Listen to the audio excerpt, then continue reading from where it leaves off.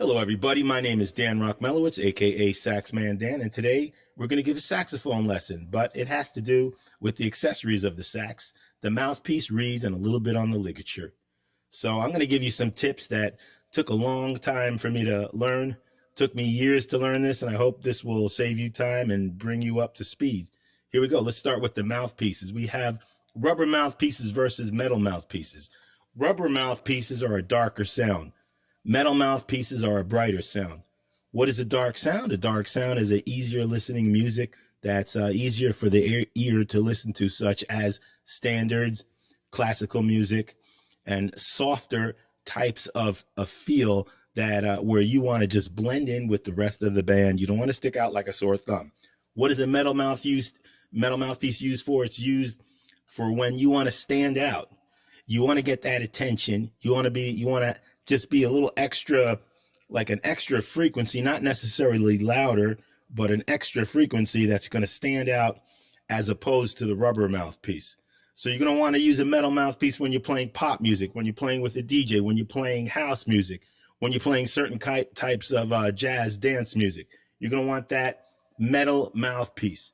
You're going to want that rubber mouthpiece when you're playing standards and when you're playing classical music. Let's talk about sizes of mouthpieces. A beginner is going to use size 6, give or take, but mostly 6 for the masses. A pro is going to use size 8, give or take, but mostly size 8 for the masses. I'm size 8 on my mouthpiece. Kenny G is size 8. I know of one exception. There's a lady who goes on tour. She's very, very good. She's really proficient. She plays excellent, and she only uses a size 6. But you got to take into consideration the shape of her mouth is smaller, her lung capacity is smaller, and her jaw is probably very small too. So she only needs the size 6, and she can do whatever she wants. She can get that great sound out of the 6. But I'm talking about for the masses. So a pro is going to be size 8, and a beginner is going to be a size 6. So let's think about the masses, because that's what's most likely going to work. And if it doesn't, then try something different. Let's do an analogy why certain size mouthpieces are what they are. So an analogy would be like cars. Race cars have the muffler bored out, and a regular stock street car, legal, that will not have its muffler exhaust bored out, but it's a fantastic car. And most of the cars in the world are street legal cars, most of the cars that we see every day. And they're great cars, and they have a purpose, and everyone's fine with it. But the race car is just a special type of a car where it's going to go faster because there's more exhaust being pushed out. So everything is just going to be faster. And that would be the size 8 chamber mouthpiece, because there's more wind being blown into it. And on the 6, the chamber is smaller and there's less wind going in it. But it doesn't mean that either one is bad, okay? Now we can demonstrate what a rubber mouthpiece sounds like. As I was telling you before, the rubber mouthpiece has a darker sound. So you're going to want to play standards and classical with the rubber mouthpiece.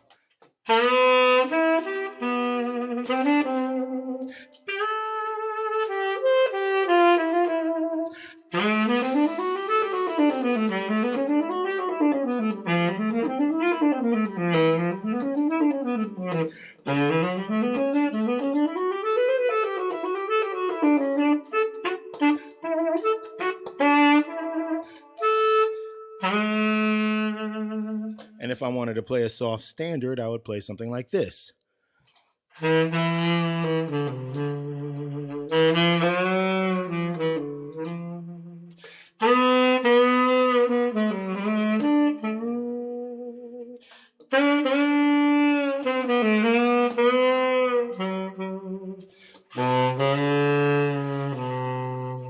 So this is nice and soft, and sometimes I want to use this rubber mouthpiece when I'm doing a private house party, because I don't want to blast everybody out with the metal mouthpiece.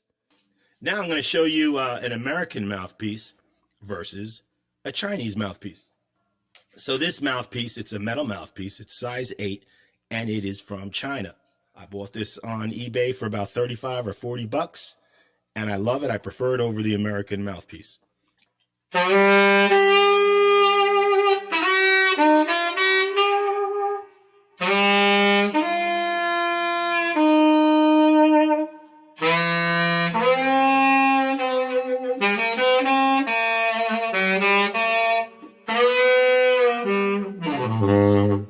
So that's the Chinese mouthpiece. That's size 2.5 plastic Barry Reed. Now let's listen to the American Bobby Dukoff. This mouthpiece cost about around $600, give or take. Made in America. Same exact reed.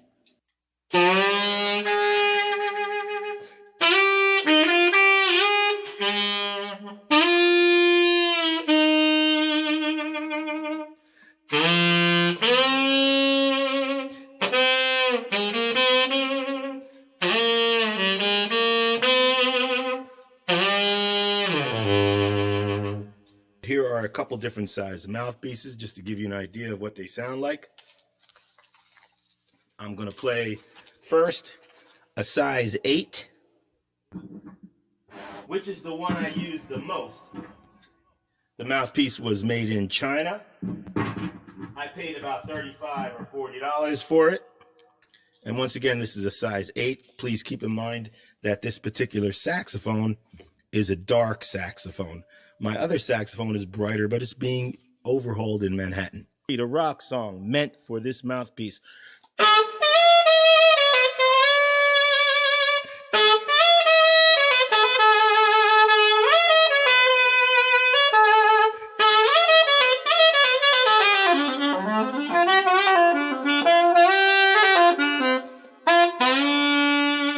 Now let's try a size 9.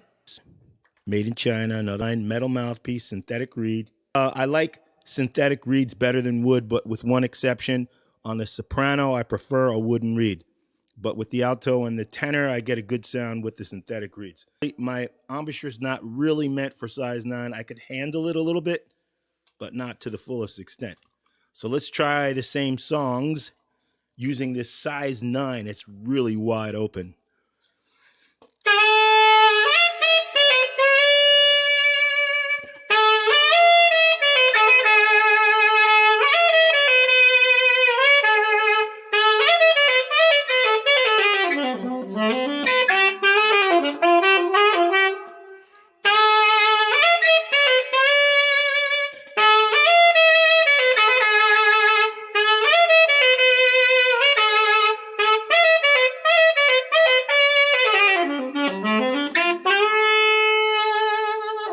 So this one does tend to squeak. It squeaked a little bit, but not too bad. In some ways, this sounded better because it's nice and wide open. It's a real beast to be tamed. Now, last but not least, we're just going to talk about some ligatures. So for ligatures, there's a surprise for everybody. It really doesn't matter what type of ligature you use. Back in school, we used to lose our ligatures accidentally, and we would use rubber bands, and they worked fine. It doesn't matter what type of ligature you use. If someone's trying to sell you a specific type of ligature, it really doesn't matter. It's not going to make you play any better. What's going to make you play better is practice. And the tips that I'm giving you are going to help you a lot because you want to make sure you're playing on the right size mouthpiece, the right type of mouthpiece, and the right reed. The ligatures mean nothing, but here are some examples of ligatures. This is a standard 2-screw ligature. Those are fine. Here's one from China, a 1-screw ligature, and it looks so slick. I love it. Or here's something like a wraparound rubber piece that goes around the mouthpiece. This is just a 1-screw wraparound. So I hope you guys learned a lot about mouthpieces, reeds, and ligatures. My name is Dan Rock Melowitz, aka Saxman Dan. Please tune in to all my music videos. You'll see me playing saxophone a lot. You'll see me singing. You'll see me DJing. If you're having a party, use us. Book me, book my crew. We do DJ, sax, and lighting. And I hope all the students out there, I know we have a lot of students. I hope they learned something awesome from this video because it took me years to find this out. And now you have it at your fingertips. So thanks for tuning in. Thanks for following my live stream. And I'll say so long for now. Bye-bye now.